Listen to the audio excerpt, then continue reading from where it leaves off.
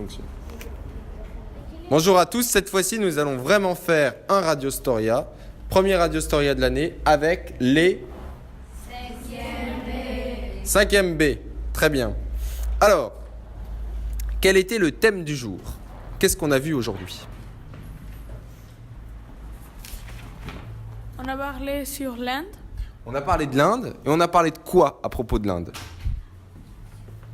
De la population, comme a augmenté et descendait les enfants. Oui.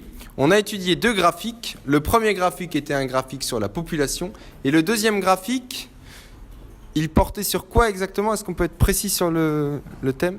De combien le nombre d'enfants qu'il y avait les femmes dans l'Inde. Oui, le nombre moyen d'enfants par femme. Qu'est-ce qu'on a observé sur le graphique de la population? On a observé qu'il va en augmentation. Oui, que cette population a fortement augmenté et continue d'augmenter. Combien y a-t-il d'habitants aujourd'hui en Inde? 1,3 milliard. 1,3 milliard d'habitants. Cependant, les petits qui ont été les plus rapides, qui ont étudié le deuxième graphique du nombre moyen d'enfants par femme, qu'est-ce qu'ils ont observé? Il était en diminution. Oui, le nombre moyen d'enfants par femme est en diminution. Et qu'est-ce qu'on a observé sur l'évolution de la population à partir de 2015?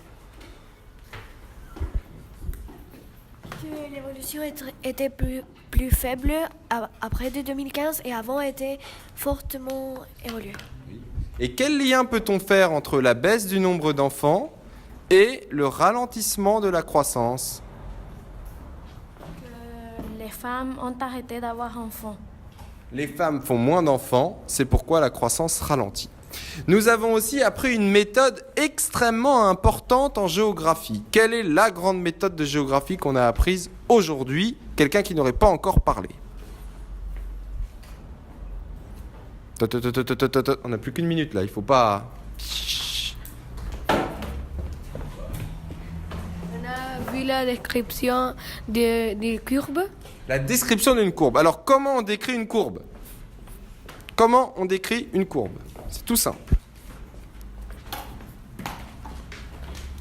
On utilise des mots comme augmenter, diminuer, stagner fortement, faiblement. Oui, et sinon?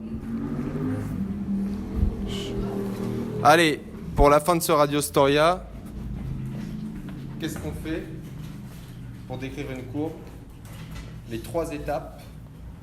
Bon, les 3 étapes, je vous les donne. Première étape, présentation de l'indicateur de la courbe. De quoi on parle? Est-ce qu'on parle de patates? Est-ce qu'on parle de population? Est-ce qu'on parle d'élèves du Charles de Gaulle?